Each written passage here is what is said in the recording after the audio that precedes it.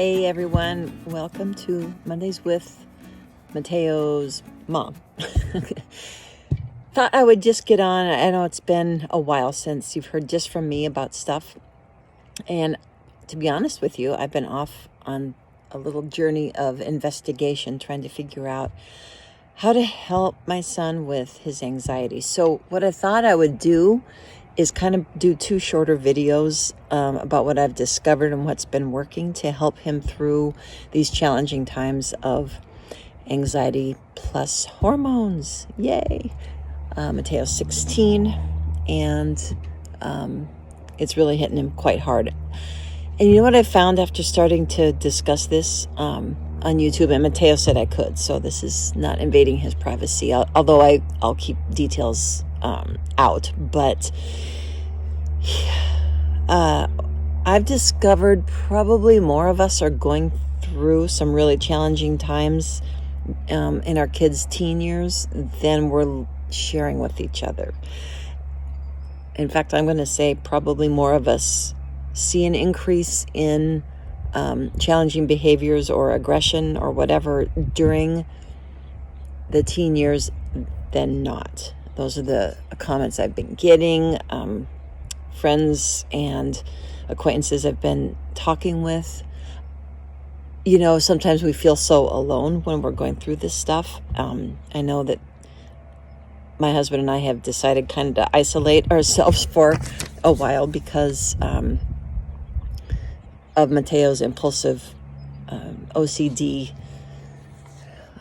I hate calling them behaviors, actions. He calls them bodily actions. He doesn't have control over them all the time. So they're not really behaviors, but they're more bodily actions. And he doesn't have control over his body and certainly doesn't want to be doing things that he knows are harmful or anything like that. So anyway, I have been researching some new ways to help him and then trying them, getting trained in them, and implementing them.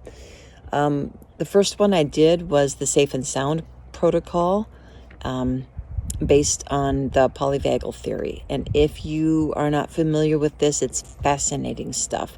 I won't go into it in great detail, but we can put a link on the bottom to one of Dr. Porges' YouTube explanations about the polyvagal theory and a link to his book.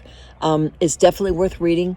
I think doing the Safe and Sound protocol helped us. It can take 12 weeks to integrate, and during these 12 weeks, of course, you know, I haven't stopped trying other things as well. So it's not the only thing I've been doing with Matteo to help, but really in February, we have seen just such a great improvement in his self-control than we've seen in the past 2 years, really. So I'm happy about that. Secondly, we're doing energy work again every single week. I had kind of stopped that for a little bit, only because of finances and things like that, but I think it's really, really important. So we are doing working with our Shifa master again, and I know that's helping. The third thing that has been helping is a new thing called the Alpha Stim. Have you guys heard this?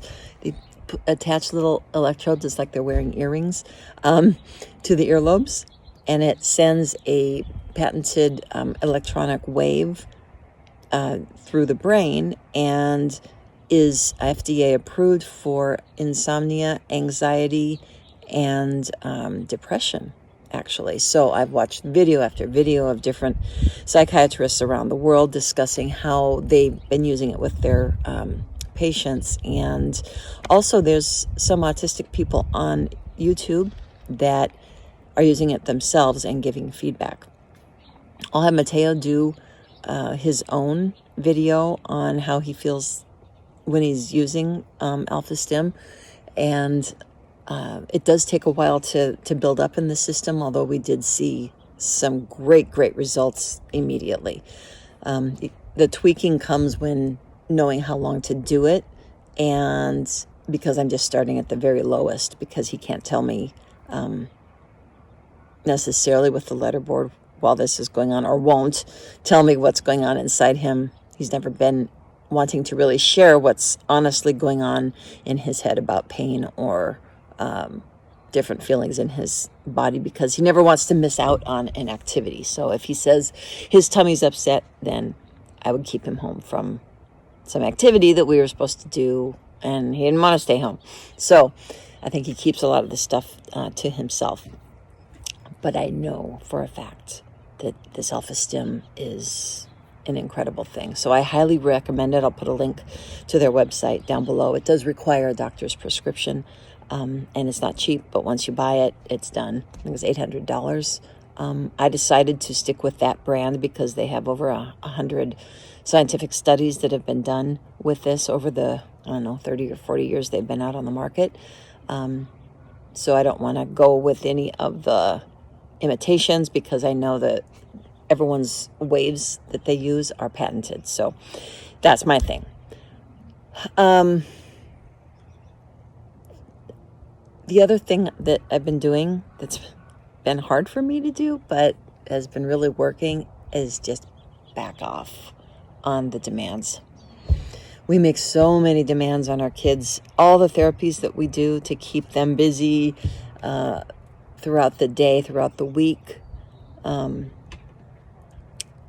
take their toll. I think especially right now when they're having a hard time with the balance of the hormones and kind of knowing what's going on inside their body. So I think that's a huge thing. Lightening up on the demands could be as simple as letting them have more freedom in the house. I don't know if you've ever filmed yourself for a half-hour period, just turned on your phone, and if you're all going to be in the same room, just kind of watched how many times you tell your child what to do. I don't know. Maybe I'm the only one, but I don't think so. Wow, I tell him what to do all the time, and I think that's from the early ABA training that I got, that we did with him for 5 years. So it's hard to break those habits, and I think when you're dealing with a child with anxiety, we can look inside ourselves too and see how much we're bossing them around, because they don't need that much input from us for the most part, and putting less demands on them can be as simple as us trying to not participate so much in their every move. And I don't know what that would look like in your life, but it's a pretty big deal in my life. And as I strive to give him more independence as a teenager, I'm learning a lot about my control freak habits too. I'll just be honest with you. We've had to become this way as parents, fighting for services for our kids and going along this journey. But I don't know. It's just an opportunity kind of to reflect on that. And after doing the same thing for so many years, maybe it's time to mix things up a little bit. And I know when I back off and catch myself and then tell Matteo, oh my God, I can't believe I did that again. I can't believe I just bossed you around. Maybe my husband is right. Don't tell him. But I'm working on it. I am, because I think that that they're deserving of a lot more independence than we're giving them. So those are my points with the anxiety journey. So I hope this helps. And one last thing I'm going to leave you with, which is contrary to kind of what we do in yoga and Shafa breathing and all this stuff, but I'm working with a parent mentoring group with Mike Ramirez. I don't know if you are familiar with him, but if not, look him up. He started Special Fit. He's down in LA, so it's basically CrossFit for special needs. And he's got quite the gym and quite the neurological exercise combined with nutrition at specific times in the day protocol that he's developed, and it's phenomenal. Not easy to do all at once, but he's very understanding with that we all need to have small victories as we move to try something new in our kids' life, because he's found that it's really, really combining movement with nutrition at certain times in the day is changing the lives of these students, especially teenagers that are experiencing some aggressive behaviors. So I'm going to put a link to Mike's website down below as well, and those are the 4 things. Okay, so hope to hear from you soon. Let me know what you